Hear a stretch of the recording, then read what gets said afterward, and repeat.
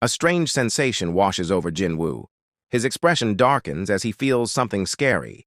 Without another word, he turns to the guild master. I have to leave. Something urgent just came up. Park Jong-soo looks alarmed. Wait, what? If you leave, it could put us in danger.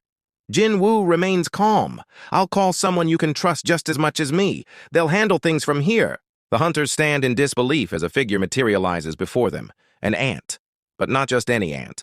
One of the Jeju Island ants. Wait, is that... Jin Wu smirks. Since you recognize him, no explanation is needed. He turns to the ant. You'll take my place.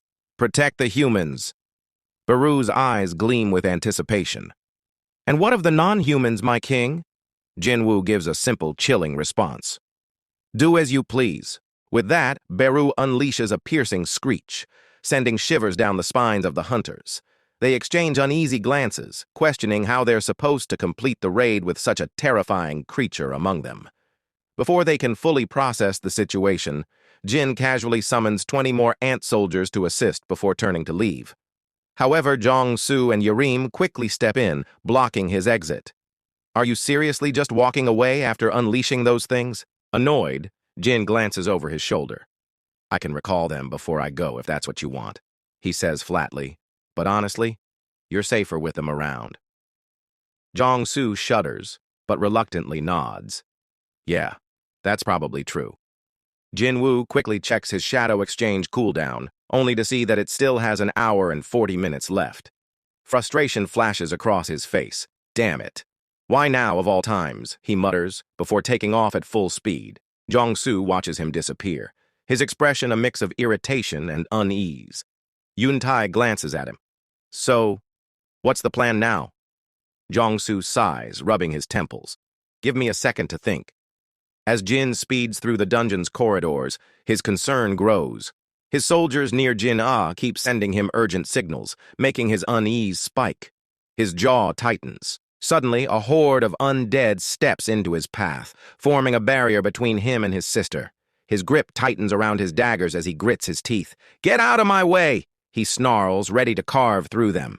But just before he attacks, the undead unexpectedly drop to their knees before him. Jin halts, eyes narrowing in confusion. What the hell? After a brief moment of thought, he assumes it must be because he's a superior necromancer compared to whoever is controlling them. Deciding not to waste any more time, he leaps into the air and summons Kaisel. The massive shadow wyvern materializes beneath him, letting out a powerful roar.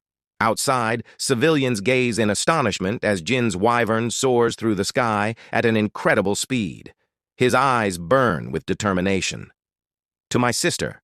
Full speed, he commands. The shadow-high orcs ruthlessly cleave a green orc in twain, sending shockwaves of fear through the students.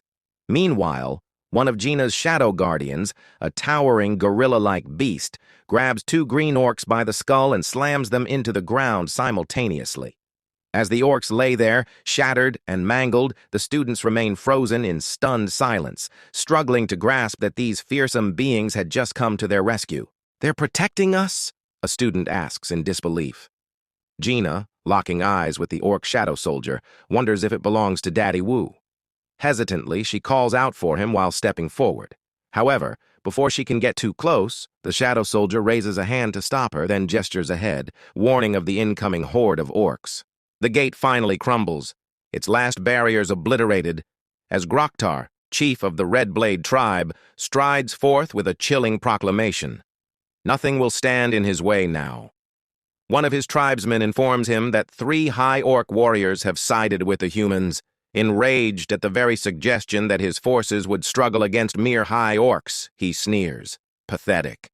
Tightening his grip on his blade, he bellows, "Lead the way! Let the slaughter begin!" Meanwhile, deep within the dungeon, tension thickens as ants skitter across the walls, heightening the hunter's unease. Yun-tai urges Jong-soo to call off the operation, but Jong-soo refuses. There's no turning back now, not with the press swarming outside. Yeah, we can't back down just because of some summons. Keep moving, he commands, forcing steel into his voice. Without warning, Baru materializes before the guild, his suffocating presence sending chills down their spines. Jong-soo asks, "Shall we proceed?" Before anyone can react, Baru vanishes in an instant. Yong barely has time to process what happened before the ant reappears directly before him, making him collapse in sheer terror. Beru then tosses something at Yong-Su's feet before turning away and departing with the other ants. The guild members rush to Yong-Su's side, ensuring he's unharmed, but their attention quickly shifts when they realize what Beru left behind. The severed head of a Death Knight, one of the dungeon's deadliest monsters, slain in the blink of an eye. To think they're this strong, Yong-Su mutters, shaken. He then comments on the immense value of magic cores from high-ranked dungeons and challenges the others, questioning if they still wish to retreat. But before he can say another word, his attack force is already surging forward without him. "Boss, how long are you going to stand there?" Yuntai calls out. The high orc shadow soldier gets his arm sliced clean off, forcing him to drop to one knee. The red blade warriors erupt in chants of Groktar's name as he steps forward, eyes gleaming with battle lust. For orcs, tattoos mark victories won and enemies slain. "You must have taken down a fair number," he says, eyeing the high orc's inked skin. "But is that really all?" A cruel smirk spreads across his face. "Come on, keep me entertained." With a feral roar, he swings his blade at the kneeling shadow soldier. But before the strike can land, another shadow steps in, stopping it cold. The force of the impact rattles Grark Taru's arm, making his hand tremble. He grins, impressed. "Not bad," he admits, "but it won't be enough." He swings again, cleaving the orc shadow straight in half. Yet to his growing frustration, the creature doesn't fall. The wound closes in an instant, as if nothing happened. Grark Taru's confidence falters. What the hell is this? No matter how many times he cuts them down, they just keep coming back. His grip tightens on his weapon as something in his mind begins to unravel. He could kill them 100 times, 1,000 times, but it wouldn't matter. Kill, kill, kill, kill, kill every last human. His head pounds. A splitting pain tears through his skull. He grits his teeth, his breath's ragged. It's getting worse. He has to finish this before he loses control. If they're moving because of magic, I just need to take out the one controlling them. His eyes lock onto Jinah. "You! The girl!" he roars, pointing straight at her. "Grab her!" His warriors move instantly. High orcs are vulnerable while they regenerate. "Keep attacking! Don't give them a chance to move!" The orcs swarm the shadows, cutting one down and driving their weapons into the next. "Jinah, get back!" one of the students shouts. But before she can react, Grark Taru is already on her. He lunges, seizing Jinah by the face and lifting her off the ground like she weighs nothing. His fingers tighten around her skull as he feels the magic radiating from her. His suspicions are confirmed. His grip tightens. Die. Then he feels it. A presence. Vast, suffocating, terrifying, closing in fast. His entire body locks up. A shudder rolls down his spine. His instincts scream at him to move, to run, to survive. Without realizing it, his fingers loosen. Jinah slips from his grasp, hitting the ground with a soft thud. Song Yi rushes to her side. "Jinah, are you okay?" But no one is looking at them anymore. The battlefield erupts. A shockwave rips through the air as a massive force crashes down, sending orcs flying like rag dolls. Grark Taru barely dodges in time, staggering back.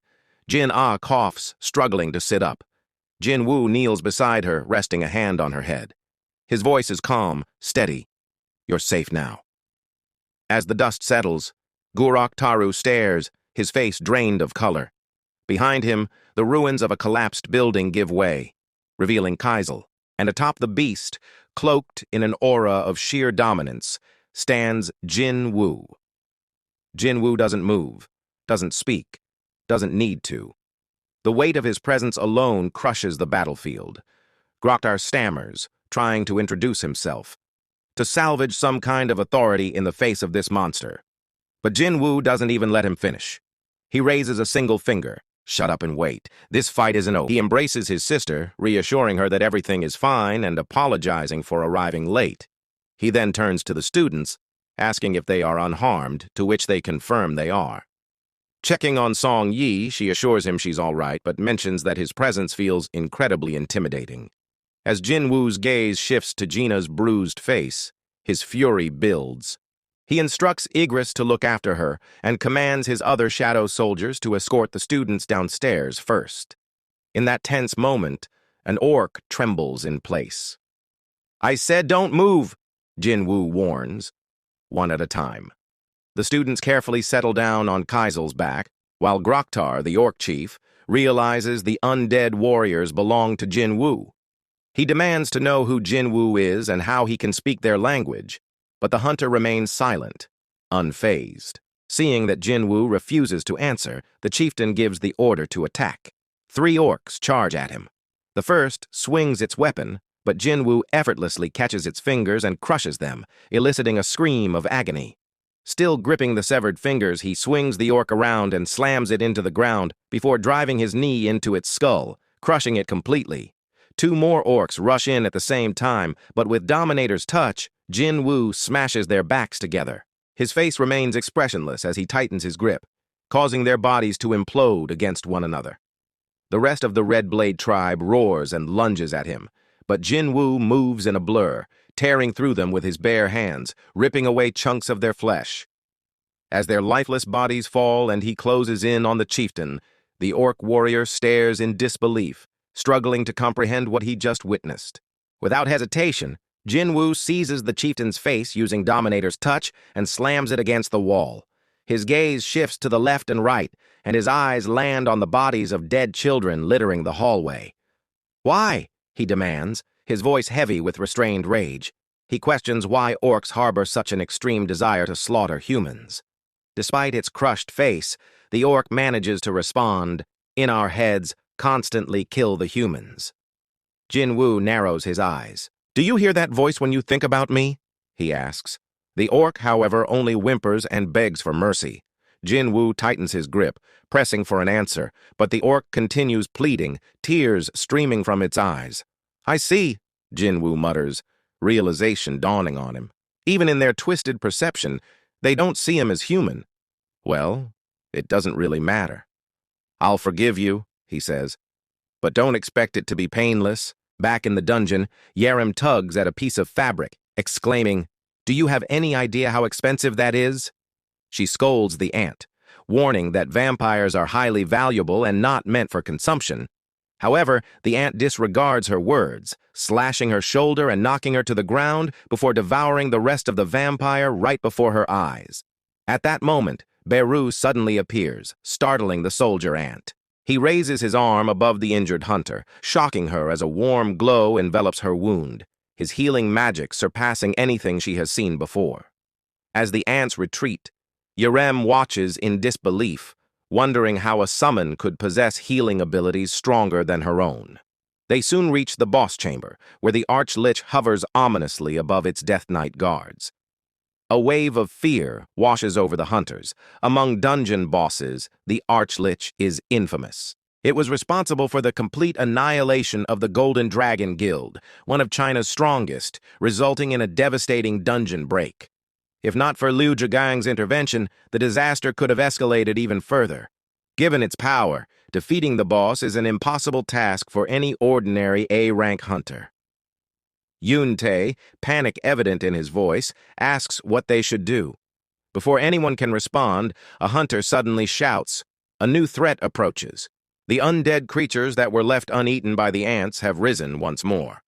Yongsu instantly commands Yerem to seal the entrance. She activates her Holy Wall ability, erecting a glowing barrier. Jiangsu grimly assesses the situation, now fully understanding why this is considered an A-rank dungeon of the highest difficulty. "Guildmaster, I can't hold this for more than 5 minutes, Yerem warns, struggling to maintain the barrier. "Damn it!" Yong curses. A high-pitched screech echoes through the chamber, drawing his attention to Beru. The Arch-Lich suddenly recognizes them, the Shadow Army. Staring at them in shock, it demands to know why the Shadow Monarch's personal forces are attacking. Beru remains calm, stating that they have been chosen by the Monarch while the Arch-Lich has not. Refusing to accept this, the Arch-Lich declares that it will report directly to the Monarch. But before it can act, Beru materializes in front of it in an instant, shoving his arm straight through its chest. "You talk too much. For someone who's about to die," he remarks coldly. "This isn't over. Follow for more."